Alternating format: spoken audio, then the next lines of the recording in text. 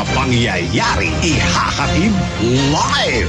Ronda Pilipinas. Kasama ang gigising sa inaantok mong dugo, si Dennis Antenor Jr. Ronda Pilipinas. Makinig sa buong Pilipinas sa DWIZ Manila hanggang saan mang sulok nationwide sa lahat ng DWIZ local stations sa buong bayan. Watch din ng live sa Aliw 23 at sa Facebook at YouTube ng DWIZ Ronda Pilipinas, Monday to Friday, 10 a.m. DWIZ Todo balita, Lunes hanggang Sabado dito sa DWIZ FM 89.3 News Radio Dagupan.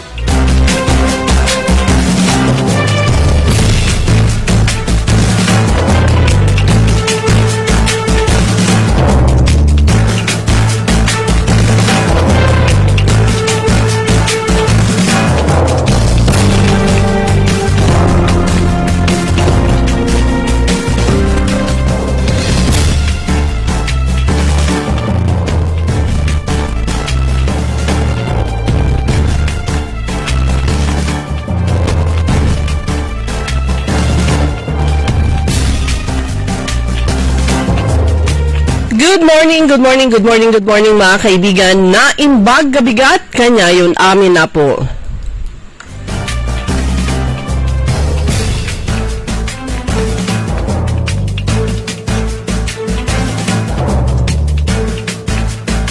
Araw ng Sabado ngayon ay June 28 at oras na ng ating programang Todo Balita at Komentaryo sa DWIZ Dagupan. Muli tayo ay magkakasama-sama hanggang alas 6 ng umaga.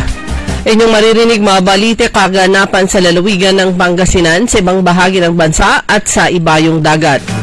Ang inyong Katodo Balita, ako si Liway Manantan Iparagire. Ang aking partner si Kaaron Susan niya daw. At sa technical kasama natin Kaaron Edwin Inong. Sa ulo ng mga balita sa Balitang Nasyonal.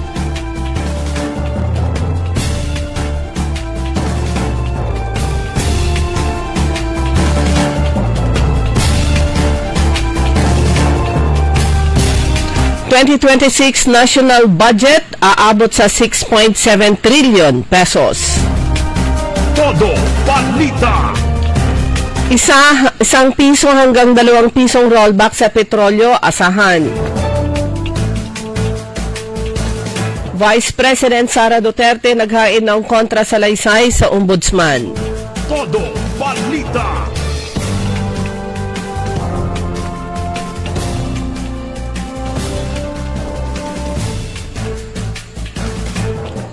Sa balitang lokal,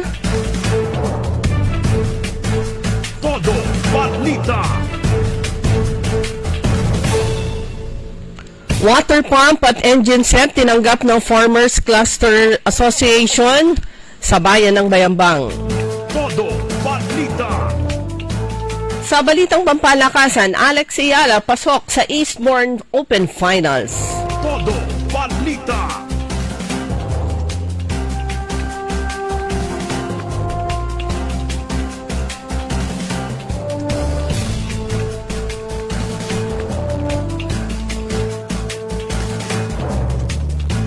At ngayon sa detalye ng ating mga balita.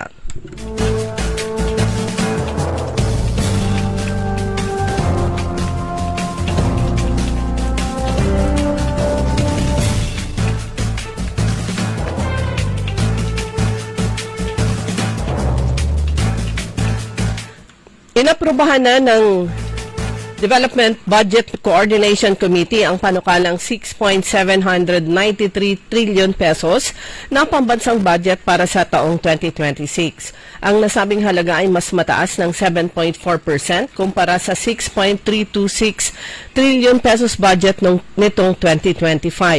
Ayon kay Department of Budget and Management Secretary Amenang Pangandaman, kabilang sa naturang halaga ang patuloy na pamumuhunan sa Build Better More Infrastructure Program Program at Digital Transformation na nakahanay sa Philippine Development Plan 2023 to 2028. Ipinapakita nito ang patuloy na hangarin ng pamahalaan na paigtingin ang inklusibong pag-unlad ng ekonomiya habang pinapangalagaan ang disiplina at pananalapi.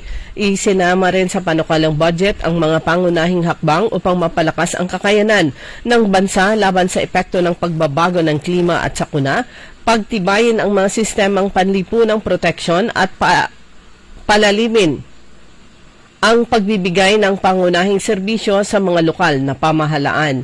Nakatakdang isumite ang panukalang budget for 2026 sa Kongreso sa buwan ng Agosto.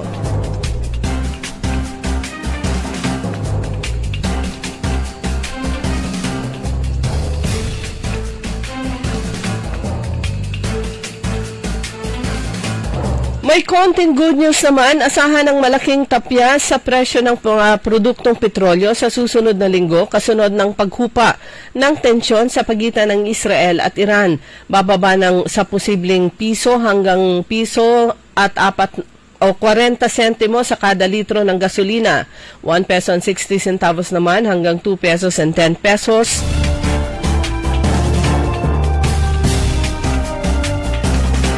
Sa bawat litro ng diesel at 2 pesos hanggang 2 pesos and 20 centavos naman sa kerosene. Ang pagbaba ng presyo ng langis ayon kay Department of Energy Oil Industry Management Bureau Assistant Director Rodelo Romero ay batay sa naging pagtaya ng Min of Platts Singapore ang batayan sa pagtatakda ng presyo ng refined petroleum products sa Southeast Asia.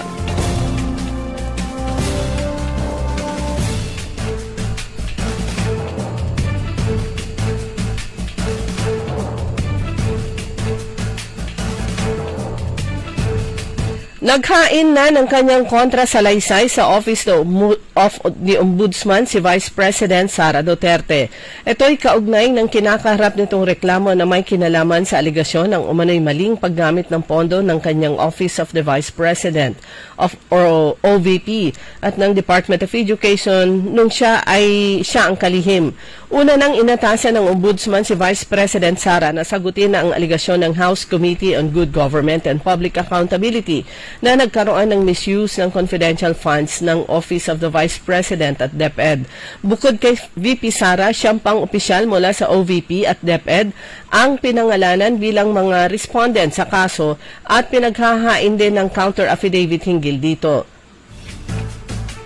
Nag-ugat ang reklamo sa rekomendasyon ng House Committee on Good Governance and Public Accountability na sampahan ng kaso si Vice President Sara at iba pang kaugnay ng umano'y misuse o maling paggamit ng 500 million pesos confidential funds ng OVP at 112.5 million pesos confidential funds ng Department of Education mula 2022 hanggang 2024.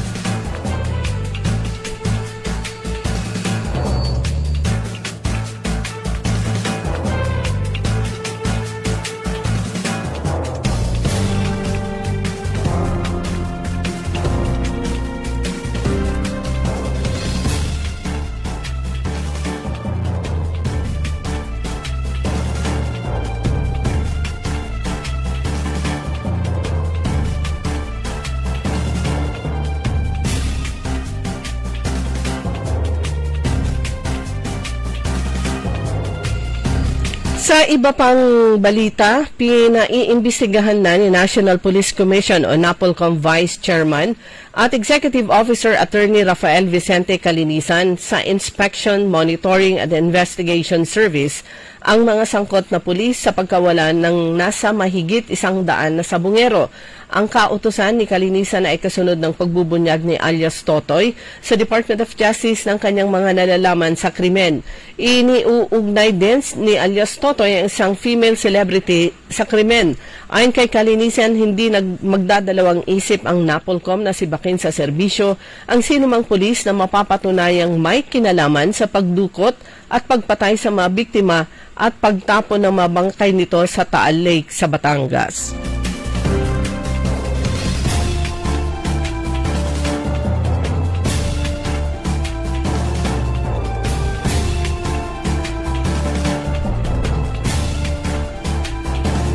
Dumako naman tayo sa mga balitang lokal.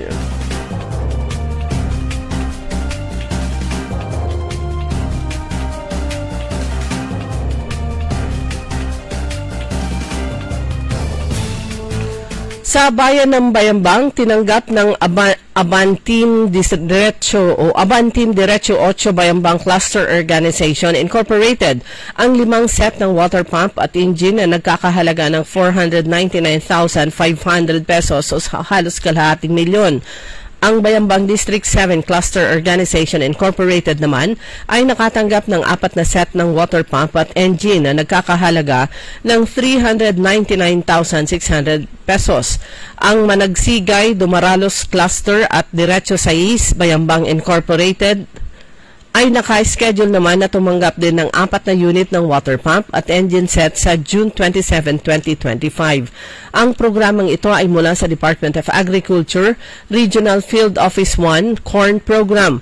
Ang pagbibigay ng mga makinarya at kagamitan sa pagsasaka sa mga kwalipikadong magsasaka ay naglalayong pataasin ang produksyon ng mais at pagbutihin ang kabuhayan ng mga magsasaka.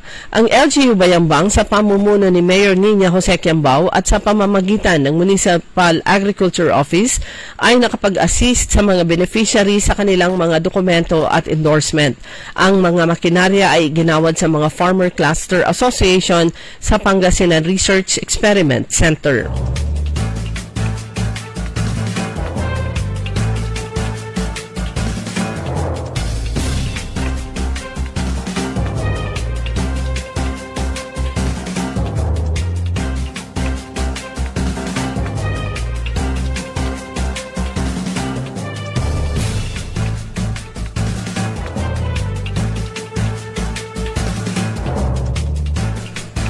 Balita naman mula sa Kapitolyo, pinarangalan ng Department of Agriculture Regional Field Office 1 ang pamahalang palalawigan ng Pangasinan sa pamumuno ni Governor Ramon Gico III bilang Regional Outstanding Kadiwa ng Pangulo LGU Implementer sa isinagawang 50th Gawad Saka Regional Awarding Ceremony na ginanap noong June 23. Ang pagkilala ay dahil sa matagumpay na pagpapatupad ng Kadiwa ng Pangulo program sa pamamagitan ng Office of the Provincial Agriculture. Personal naman na tinanggap ni Provincial Legal Officer Attorney Baby Ruth Torre at OPAG Head Dali Moya ang parangal. Nagsimula ang inisyatiba ng pamahalaang palalawigan noong September 2022 bilang Kadiwa on Wheels na Kapitolyo. Di nagtagal ay pinalawig at opisyal na pinangalan ng Kadiwa na Kapitolyo noong January 2024. Mula naman noong taong 2022 hanggang 2024, umabot na sa 97 na Kadiwa-related activities ang naisagawa sa tulong ng mga local government units at partner agencies at kumita ang mga exhibitors ng humigit kumulang 20 million pesos.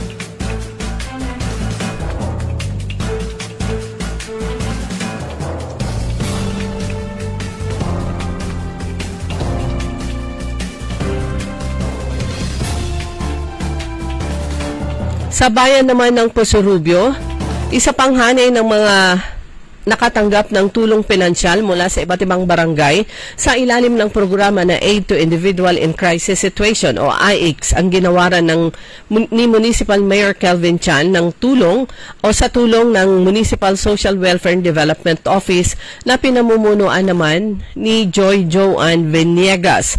Samantala, kamakailan ay pinangunahan ni Mayor Chan ang pagdaos ng ika-6 na buwang pagpupulong ng local school board na dinaluhan ng mga miyembro mula sa iba't ibang sektor at mga stakeholders. Tinalakay dito ang pagsumite ng bilang ng mga enrollees ngayong school year 2025-2026 at iba pang plano para sa ikabubuti ng mga mag-aaral sa mga pampublikong paaralan sa bayan ng Posurubio.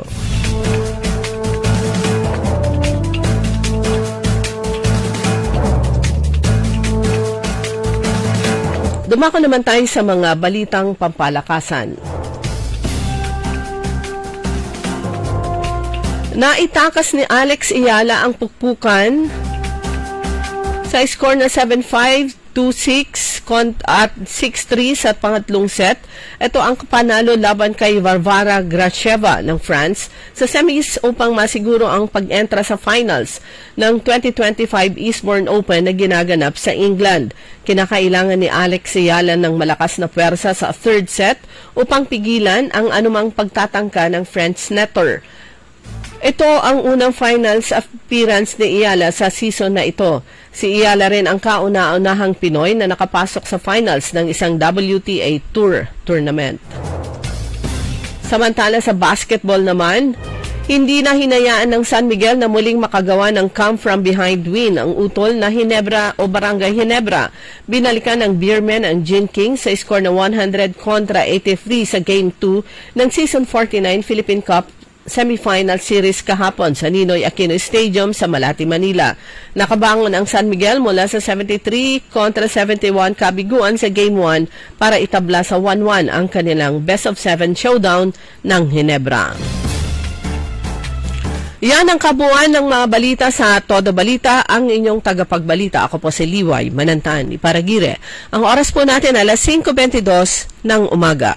Ang balitang ito ay inihatid sa inyo ng Bingo Plus. Download Bingo Plus app now on Google Play and Apple App Store. Visit bingoplus.com to learn more. With Bingo Plus, bingo sa saya, plus sa panalo. Gaming is for 21 years old and above only. Game responsibly, keep it fun. High blood, salot, milyong katao na ang namamatay sanhi nito. Kaibigan, baka ikaw na ang susunod. Ni Mrs. Flor de Lisa Barbosa, ti Rosario, Santiago City.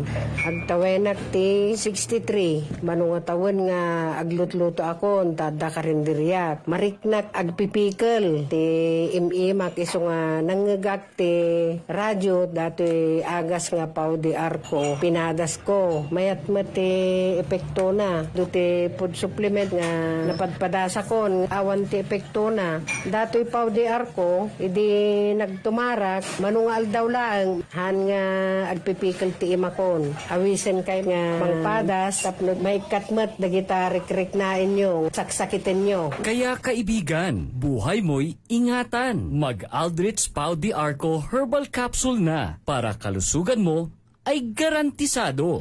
Narito na ang Filipino Mirror, ang unang tabloid sa negosyo. Nagtatampok ng mga eksklusibong balita at impormasyon ng pagtatagumpay sa negosyo. Ang tabloid na nagbibigay ng gabay at inspirasyon sa pag-unlad at pag-asenso. Filipino Mirror, naglalaman ng mga nagbabagang balita, napapanahong issue, may init na opinyon at komentaryo. Filipino Mirror, ang unang tabloid sa negosyo. Pinarangalan ng Gawad ng Lao bilang natatanging pahayagan sa 3 magkakasunod na taon at marami pang pagkilala. Kaya bumili na at magbasa ng Filipino Mirror ng umasenso sa pagnenegosyo. Papalakas ng papalakas, palinaw ng palinaw, mga balita at impormasyong naiintindihan dahil malinaw mong nalaman. Tutok lang sa DWIZ. Mula umaga hanggang gabi. Updated on air and online. DWIZ. Nagbabalita ng tama. Naglilingkod ng tama. DWIZ.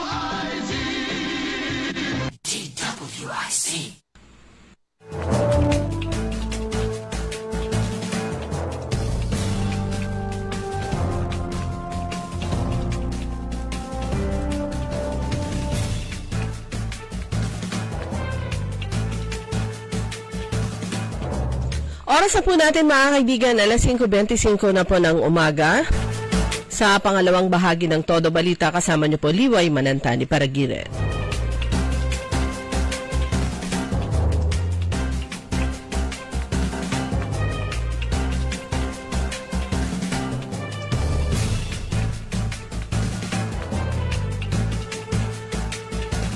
Okay, may isang balita na nakita ko kanina nung break.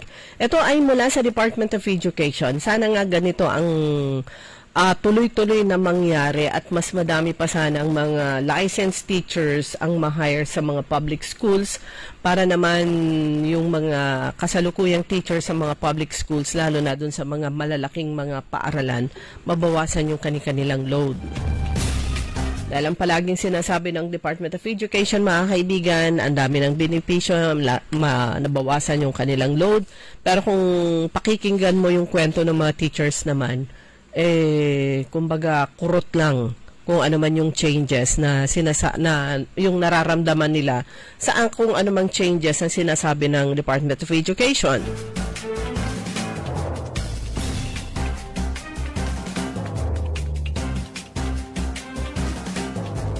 Meron kasing official statement mula kay Secretary Sani Angara na i-share naman ng DepEd Region 1. Nakalagay dito.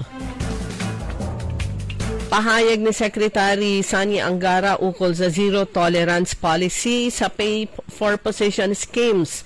So, dito sa kanyang pahayag, nakalagay po dito, sa ilalim ng aking pamumuno, sabi ni Secretary Angara, hindi ko pahihintulutan ang anumang uri ng katiwalian sa loob ng kagawaran ng edukasyon, kasama dyan ang mga napapabalitang pagbibenta ng posisyon o pagtanggap ng kapalit para sa trabaho, promosyon o kaya pwesto.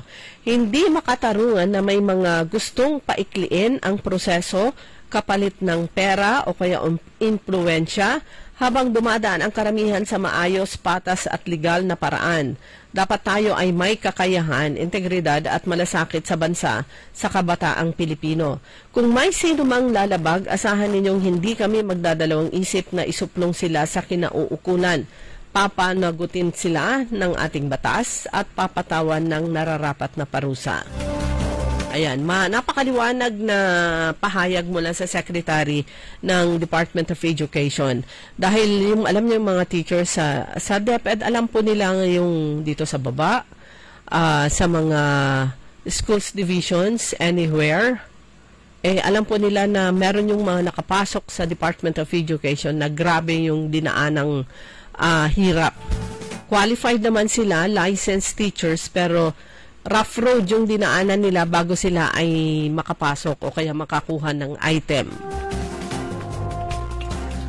Position for sale, yung sinasabi nila noon, ang daming nagpapatutuo na ganun po, na napakarami ho. Meron ho yung mga, nung nakaraan, meron ho yung mga school superintendent na ang kakapal.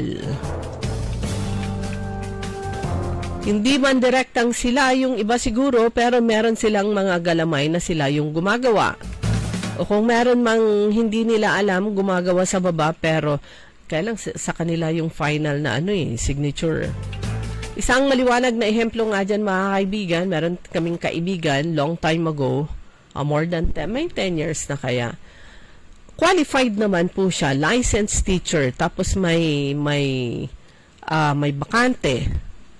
Alam naman niyang hindi takot yung yung naging supposed to be tulay.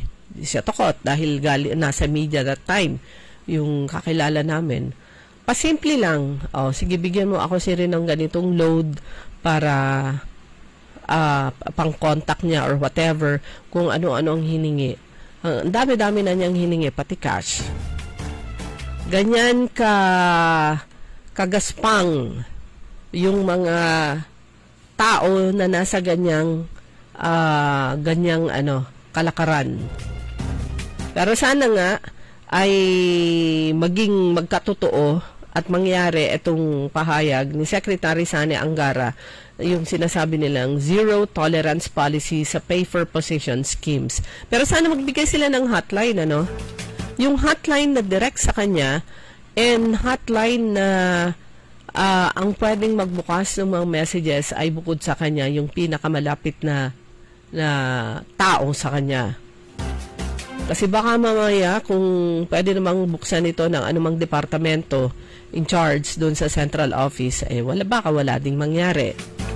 Alam niyo yung mga pagdududang ganyan, hindi mawawala kasi tagal na na-experience kasi ng maraming teachers na dumaan sila sa hindi lang butas ng karayom, kundi doon sa mga kalsading ang daming bubog bago finally sila ay nakapasok sa Department of Education.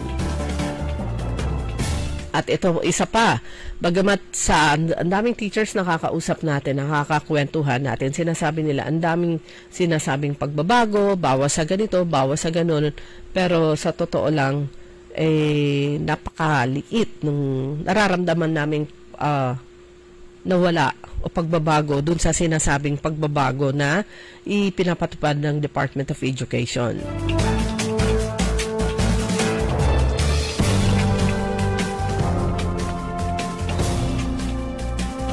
At sana, hindi lang press release yung mga nakita po natin na bagamat pumunta talaga sa malayong lugar na tumawid pa sila sa ilog, sumama si DepEd Secretary Sani Angara para maihatid yung pang Wi-Fi, yung Starlink. Sana makita rin, marinig at mabasa nila yung sigaw, yung boses ng mga teachers, lalo na nasa malalayong lugar, yung literally dumadaan sila sa mga ilog at saka ilang bundok para lang makapagsilbi, maturuan yung mga bata na nasa malalayong lugar. Kasi kung wala yung mga teachers na papayag sa ganitong assignment, ay lalo hong dadami yung mga bata na nasa malalayong lugar na hindi makakapag-aral, hindi matututong magbasa at saka magsulat. Oras na po natin mga kaibigan, alas 5:32 na po ng umaga, babalik po ang Todo Balita. Makisali sa mainit na talakayan sa Karambola. Live na napapanood ang Karambola via DWIZ 882 Facebook page. Maaari ninyong ipadala ang inyong mga komento o opinyon sa aming mga text line 0908-136-6060 o tumawag sa aming hotline 470-1750-54. Karambola Nationwide. High blood, salot, milyong-milyong katao na ang namamatay sanhi nito. Kaibigan, baka ikaw na ang susunod. Ako ay si Maria Lunag ng Cordon Isabela, 16 years old. Yung asawa ko may diabetes, cholesterol, may high blood. Narinig ko sa radyo, mabisa daw yung Pau capsule. Bumili ako, pinainom ko sa asawa ko. Gumaling siya at lumakas.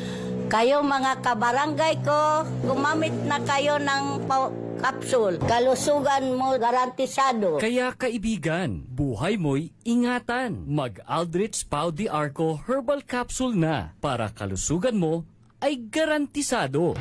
Narito na ang Filipino Mirror, ang unang tabloid sa negosyo. Nagtatampok ng mga eksklusibong balita at impormasyon ng pagtatagumpay sa negosyo. Ang tabloid na nagbibigay ng gabay at inspirasyon sa pag-unlad at pag-asenso. Filipino Mirror, naglalaman ng mga nagbabagang balita, napapanahong issue, may init na opinyon at komentaryo. Filipino Mirror, ang unang tabloid sa negosyo. Pinarangalan ng Gawad Tanglao bilang natatanging pahayagan sa 3 magkakasunod na taon at marami pang pagkilala. Kaya bumili na at magbasa ng Filipino Mirror ng umasenso sa pagnenegosyo.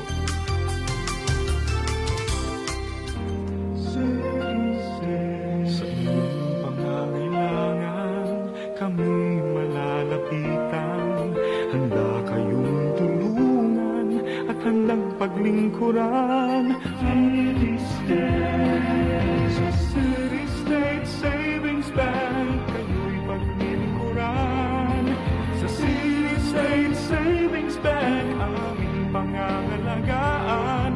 Ang tiwala lulaan sa inyong pangangailangan. Kami ay malalapitan. City State Savings Bank. City State Savings Bank, member BankNet and PDIC.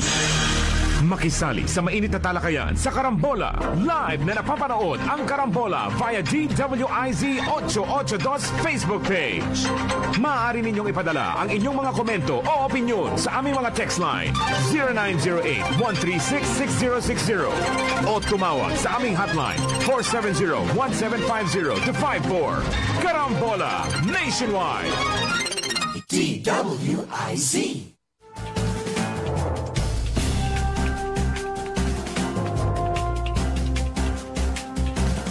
Okay, so meron na lang ilang araw, ang mga 3 araw na lang sa position ang mga incumbent na officials, lalo na po yung mga magtatapos na yung kanilang termino o kaya hindi sila re-elected. Dahil sa July 1, araw po yan ng Martes, yan po yung opisyal na pag-uumpisa ng kanilang termino. So, Yung iba, tapos na yung kanilang mga oath-taking. Nung isang araw, oath-taking ng mga bagong newly elected officials ng bayan ng Calasiao sa pangunguna ni incoming Mayor Patrick Karamat at saka ni incoming Vice Mayor Kevin Roy Macanlalay.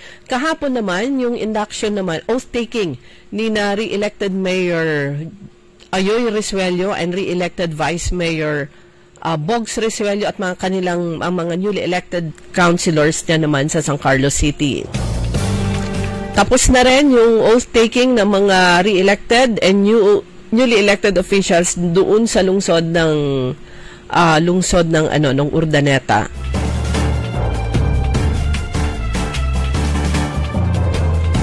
Ang kakaiba, at dapat naman talaga na ganoon ang mangyari, kakaiba dun sa Urdaneta City, isinama nila sa nag-take oath sa araw na yon lahat ng newly elected officials mula sa mayor hanggang sa vice mayor hanggang sa 10 councilors. So ang kapansin-pansin doon, syempre andun si elected councilor Nagyat. Siya po ay ka-line up ni Madam First Lady, tumakbong mayor, Maan Tuason Gico. Pero doon sa oath-taking, kasama lahat. Dahil sila rin po ay miyembro ng Sangguniang Panlungsod. Bagamat ang sino mang elected official ay pwedeng mag-take oath ng yung sarili nila, mag-isa nila sa kanino man na pwedeng mag-administer yung oath. Pero syempre, tama, kumbaga, lalo na kung miyembro ng Sangguniang Bayan, Sangguniang Panlungsod, Sangguniang Panlalawigan, sabay-sabay po sila na mag-take oath. Ano man po yung kanilang political color. Dito pa sa lungsod ng Dagupan, gaganapin po ngayong araw ang oath-taking ng mga re-elected and newly elected officials ng lungsod. Yan, pangungunahan ni Mayor Belen Fernandez, Vice Mayor Brian Qua, at 9 na councilors na ka-line up nila. Pero 10 ang councilors po sa Sangguniang Panlungsod. Pero kapansin-pansin na dun sa kanilang programa, sa mga pictures ng grupo, ay hindi kasama doon. Hindi nila isinama si re-elected councilor, nag-iisang opposition na na-elect, si re-elected councilor Dada Reyna Macalanda. Sinasabi po palagi, tapos na yung eleksyon, sana naman sa ganitong mapagkakataon ay sabay-sabay na ang pag-take oath. Kaya lang, ayaw nila talaga. So, dito pa lang makikita po natin kung ano yung hinaharap na daan, masalimuot na daan ang kinakaharap ni, sabi po natin, super minority. Bakit super? Dahil mag-iisa lang siya, super minority councilor Dada Reyna Macalanda. Siya po yung pang number 10. Tapos sa Lunes, eto naman yung oath-taking ni na Vice Governor Mark de Guzman Lambino.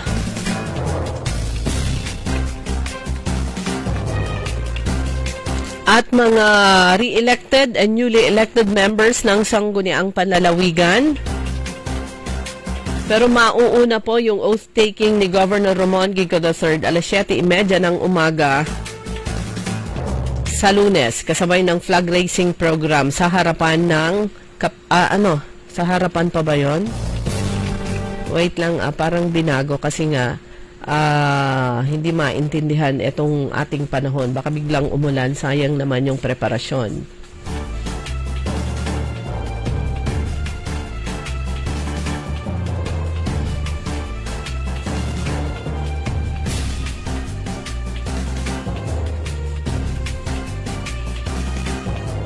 Ayan,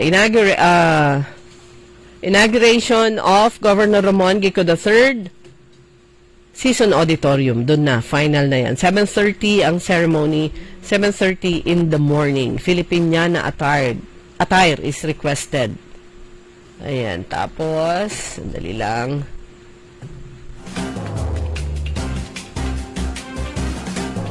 Oath of office to be officiated by presiding Judge Avelina J. Villegas Rosario ng RTC Branch 14 FC Family Court. Pagkatapos ng signing ng kanyang oath with the first family, yung kanyang inaugural address ni Governor Ramon Gico III. And after that, on the same day, yung oath-taking naman ni na Vice Governor Mark Guzman Lambino at saka yung mga magiging miyembro ng Sangguniang Panlalawigan.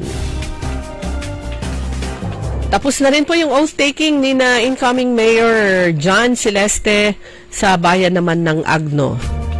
Balita ko, dalawa din lang sila sa kanilang party line-up na nakapasok, yung mayor at saka yung number 8 na councilor.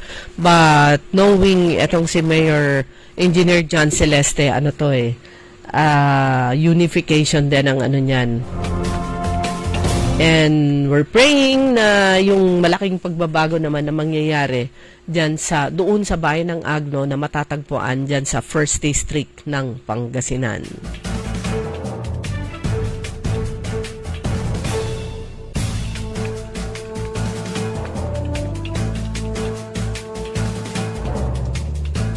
May nakita po tayo dito naman sa post ng Pangasinan Polytechnic College. Ito ay tertiary school ng lalawigan ng Pangasinan, yung pagbibigay ng recognition ng mga estudyante sa outstanding teaching performance ng outstanding teachers ng Pangasinan Polytechnic College base sa outstanding teaching sa student evaluation para sa second semester ng administrative year 2024-2025. Ayan, matatapos na yung first year. Etong August, yan naman yung pag-uumpisa ng first sem sa Pangasinan Polytechnic College at second year ng nasabing paaralan. So, yung binigyan nila ng recognition, evaluation niya ng mga students, outstanding teaching performance, merong 10. Palakihin natin para mabasa natin. Teacher Chini Rose Bermas ng School of Agribusiness. Sir Justin Cruz ng School of Local Governance, Ma'am Jubilee Ira Marquez ng School of Creativity and Design. Pang-apat naman si Sir Nicanor Hermono Jr. ng School of Local Governance.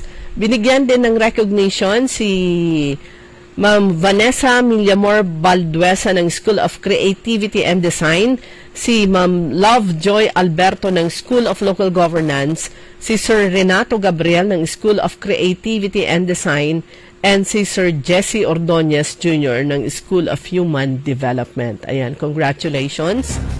Kakaiba talaga ito sa Pangasinan Polytechnic College. Umpisa pa lang ay binibigyan na nila ng pugay ang mga outstanding teachers dahil naman sa kanilang magandang performance at ang evaluation ay galing sa mga estudyante.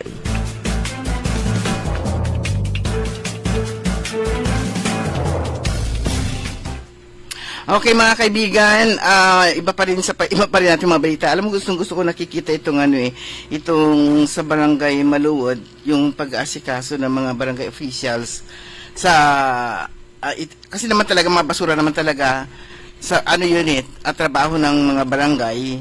At kapag ka nagpabayang barangay, siguradong madumi or sila rin yung merong pananagutan. So, todo yung ginagawa nila yung segregation, ito yung tinatawag na segregation at source, yung mga nabubulok, may mga araw na iikot daw yung barangay management team ng 5:30 to 9 lang, kaya titiyakin lang nila na wala pong ilalabas na basura pagkatapos ng oras ng paglalabas. So, yung mga di nabubulok, kukolektay ng Tuesday, Thursday at Saturday. Same time, 5 to 9 a.m. naman. Then, ayun. So, nagpapasalamat ng mga barangay officials sa pagkikipagtulungan sa pag-aayos ng mga basura. Araw-araw na kinokolekta nila yung food waste or mga nabubulok. Araw-araw yon. Pero pag samasamahin daw nila, yung mga feminine napkins at mga diapers. So, yun yung maganda talaga yung makikita natin yung mga barangay officials na talagang umiikot. Pero sana hindi dahil sa Tuloy ba election? Parang hindi Wala pang final. Parang yung latest ang gulo, no? Kasi nung nakaraan, 'di ba, sinasabi, tuloy ng December. Tapos biglang postponed at gaganapin na sa November 2026. On and off yung balita Tapos biglang tumahimik. Oo nga. Kasi hindi ba tapos pati yung tawag nito, yung registration sa COMELEC. Tuloy na yon. Tuloy na yun. Kasi meron ako nabasa rin na ititigil din. Ang kasi, hanggang wala pang final na decision, ang COMELEC, dire-diretso lang yung kanilang calendar of activities until such time na meron ng final and then, kasi kung November 2026... Kailan ba yun? Kailan ba yung registration? Yung nabasa na sila nag-announce na sila. Open na. Ayan, yung nabasa ko kasing balita, last nga nabasa ko, ititigil na nila yung registration. Pero hindi pa tayo nakapunta sa COMELEC para i-confirm nga kung tuloy-tuloy o itinigil nga nila yung registration. Pero yung iba, yung isa sa mga announcements, yan po, ang period ng pagbukas nila para sa voter registration, July 1 to 11. So, 11 days lang. Kung for the December 1, 2025, barangay and SK election. So magsisimula pa lang July 1 to 11 sa Sunday. Magsisimula July 1. Hindi tinitingnan kong kalendaryo June. Malapit na ilang tulog na lang iikot na naman natin itong anong tawag to? Pahina na ating mga kalendaryo. Ayan, pero ang bilis na oras ako nga pala ay huli man daw at magaling talagang super huli. Huli pa rin. Balik yung So, ito yung announcement naman sa page ng COMELEC Pangasinan. Ang page po nila ay COMELEC Pangasinan. 6 days ago, yung kanilang announcement. Voter registration has been rescheduled. Okay. So, yun yung latest. So, tama yung nabasa ko. Has been rescheduled from July 1 to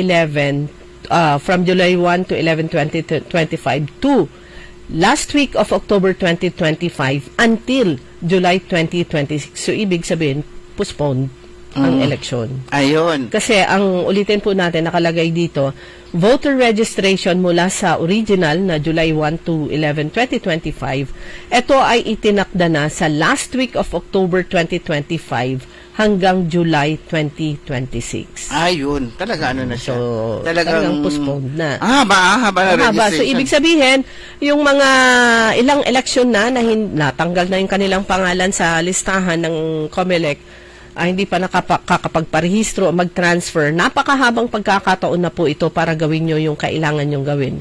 New registration, o kaya transfer o correction sa inyong entry sa COMELEC October 2025 to July 2026. Naku, hayahay na naman yung ating mga barangay officials na tamad. Oo, kaya ligtas sila sa December. Oo, at saka yun, yung nga parang wala ngang election? Sana. Supposed to be December 1 Ayun, kasi kapag ka December 1, nanalo na sila. At saka before that, ngayon pa kukumahog na. Kaya pala tahimik. Biglang slow down, die down yung mga balita at saka kampante na sila. Kampante na. Pero meron nga tayo nakikita ng ilang mga barangay officials na masipag pa rin. Ayan. So dapat yung tuloy-tuloy. Pero bilis po ng oras ganap na po alas 5:50.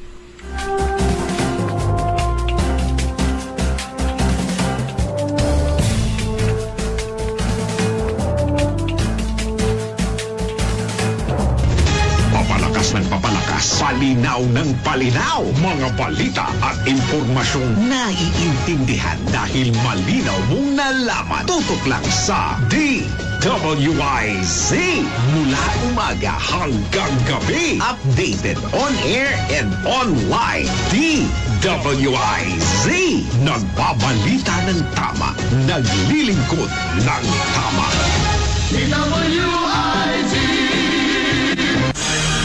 makisali sa mainit na talakayan sa Karambola. Live na napapanood ang Karambola via DWIZ 882 Facebook page. Maaari ninyong ipadala ang inyong mga komento o opinion sa aming mga text line 0908-136-6060 o tumawag sa aming hotline 470-1750-54. Karambola Nationwide. DWIZ.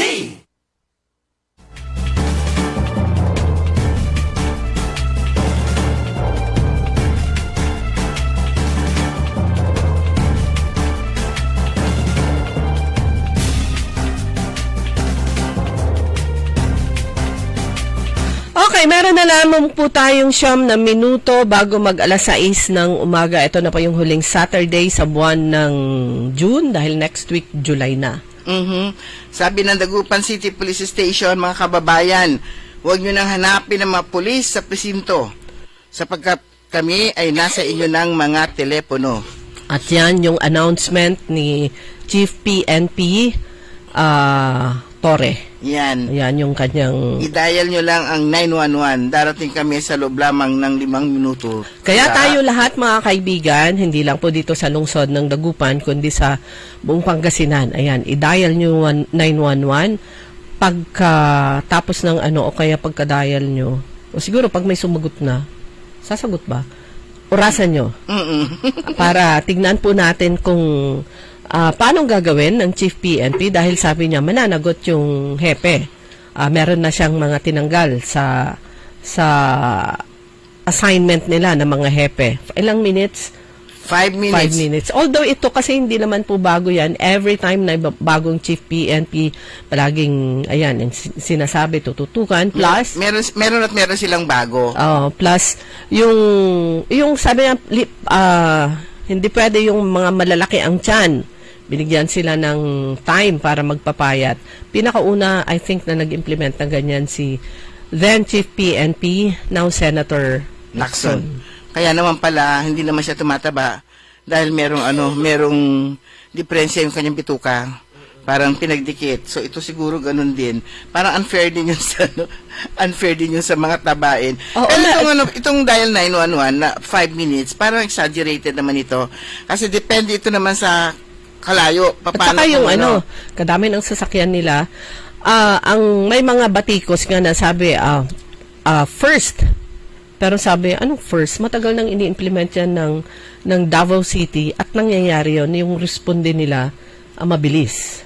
Oo, pero lalong-lalo na dito sa Dagupan City, hindi ito pwede, hindi ito applicable kasi yung traffic. Pero na lang kung gagamitin nila ay helicopter o kaya yung bisikleta na pwede kang lumusot kahit saan, parang ganon. Exaggeration itong 5 minutes na to. Pero siguro, ibig lang sabihin siguro nito, baka figure of speech, ibig sabihin mabilis. Hindi, meron siyang inurasan si Chief PNP. Yung may naka-live siya. Nako, may kasamang mga media. Happy Palisok, gano'n Baka mamaya. Kaya lang, yun nga sinasabi niya natin dito sa Dagupan is traffic. Ayan, picture pa niya nilabas niya. Siya naman nagsabi mismo. So, i-try natin dito sa Dagupan City, 911 lang. Darating daw sila sa loob lang ng 5 minuto. Siya yung nag-repose ang Dagupan City Police Station. Inaanuhan ko na sana sila bibigyan ko na sila ng konting consideration sa Dagupan City kasi nga yung traffic. Pero marami naman silang motor, So, pwede rin siguro yun. Ayan. At saka, nakalimutan ko yung sasabihin ko. So, 5 minutes po yan. At saka yun, yung isa sa mga pagbabago, di ba, ang mapapansin nyo po, ang mga PCPs, Police Community Precincts, dati bukas yung mga pintuan. Ngayon, siguro dahil aircon na sila, parang opisina na lang talaga, parang mahiya kang pumasok. Siguro kung may mga investigation sila sa loob, na kailangan interviewin, yun yung dadalhin nila sa loob. Pero kapag dial 911, pag cellphone, ano gagamitin? Pareho din siguro. 911 din. Pero, huwag kayong magda-dial na it's a prank lang. Mahuhuli din po kayo. So, importante lang talaga, emergency at kailangan ng police assistance, yun po yung itawag nyo. Huwag kayong magdadial na gusto niya lang, tignan natin kung may sasagot, ay huwag po nyong gagawin. O kaya, laro-laro lang. Matitrace din po kayo at mahuhuli kayo at masasampahan kayo ng kaso. Okay, good morning kay Rafael Acosta Mangalyag. Magandang umaga po sa inyo at sa iba pang mga suki natin dito sa Todo Balita.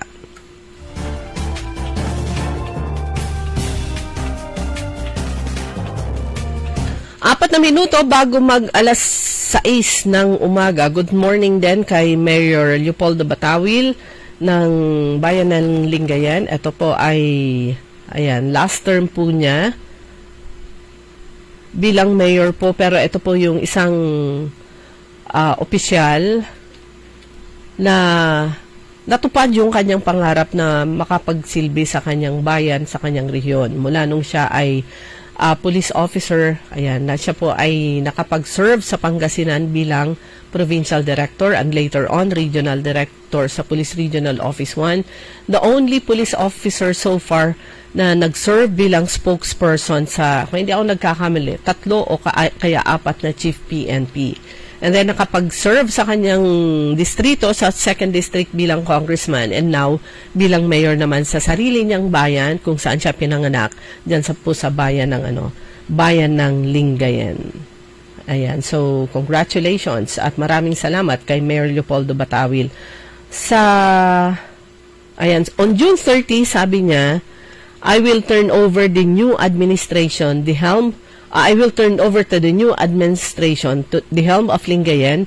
It will also be the start of my full-time private life after 48 years in public service, 33 years in uniform, 9 years in Congress, and 6 years as your mayor, sabi niya. As I move on the next phase of my life's journey, I thank God for the opportunity to have contributed to the preservation of our republic, serve our people, work and had great moment of fellowship with all of you. Under the new leadership, I urge you to give your support, full support and cooperation to ensure that the best practices, the systems and procedures shall be maintained. Again, thank you and God bless. Yan, the gentleman, Mayor Leopoldo Batawil. Ini-imagine ko lang yung parang tagal-tagal niya nagtatrabaho. Enjoyin naman niya yung ngayon.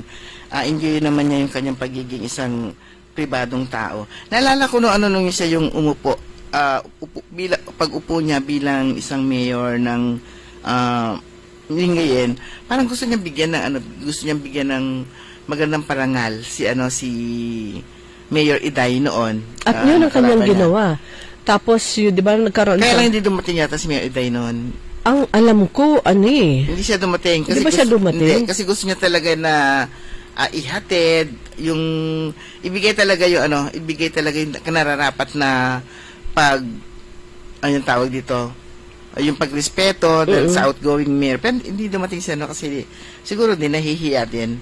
Yan, pero pinuntahan niya sa bahay at tinanong kung ano yung mga projects niya na gustong maituloy at matapos ni Mayor Batawil. And ginawa niya yon, na tinapos niya yung mga projects na naiwan ni former mayor and incoming mayor Iday. Ganun siya ka-gentleman. Grabe yung respeto yung ibinibigay niya at ibinigay. Hindi lang sa mga opisyales o mga VIPs, kundi ganun din sa kanyang mga kababayan. Pero kita nyo, ang legacy na maiiwan po sa inyo at sa mga Pangasinense in general, kasama na maiiwan po ni Mayor Leopoldo Batawil yung naiba po yung mukha ng kanilang poblasyon. Noon ay yung kanilang plaza ay madilim at saka hindi mo alam kung saan ka papasok. Tapos may mga restaurants sa magkabilang gilid. Pero ngayon makikita mo isang napaka-aliwalas na poblasyon, yung kanilang, meron na silang maayos na plaza, na pabubungan yung kanilang auditorium at marami pang iba. Plus syempre, meron kayong footbridge connecting munisipyo hanggang sa palengke. Marami. Kayo mismo na taga-Lingayen, nakita nyo po kung ano yung mga pagbabago na nangyari po dyan sa inyong lugar mula nung nag-serve bilang mayor si Mayor Leopoldo Batawil. Binabati po natin, good morning kay Rafael, Rafael Acosta Mangaliag Jr., ganun din kay Lola A. Noynay Casas. Sabi niya, good morning Dagupan. Marvin Nadong, Ernesto Mosada, Roberto Nimer, Tessie Orlando Ake, kay Achikora Aquino at Kuyumar dyan sa Tabeng. Yan, kay Madam Rosemary Kena, kay Puyat, nauuna pa nagigising sa atin. Natulog kaya siya? Baka hindi siya natulog. Ganon din sa, yung security officer ng family court, dyan sa yung bagong family court na nasa CDRRMC building dyan sa Tondaligan. Good morning po sa inyo. Kay DC Vian, good morning. At saka siyempre sa kanyang mga minamahal na yaya. Pero iba yung yaya niya kay Mamata, di ba? Pa yung ano. Kay Mamata, kina Ludi, kina Jerome. At saka Jerome. At saka hindi ko alam pangalan nung anong tawag doon? Manager ng parking. Good morning din kay sa mga nasa Isla de Putin, Libsong East, Lingayen, Pangasinan. Magandang umaga po sa inyo. Okay, good morning din kay Kuya Benjitan. Pero mga kaibigan, wala na po tayong sapat na oras. Ang tabayanan po ninyo ang susunod na programa. Kami po niya nakasama sa programang Todo Balita Saturday Edition. Ako kahit na late nakahabol. Sa technical side, si Ka Edwin Inong. Ako naman po si Liway Manantani Paragire. Happy weekend! At ako naman si Susan Valdez Yadaw. Magandang umaga po sa inyo lahat.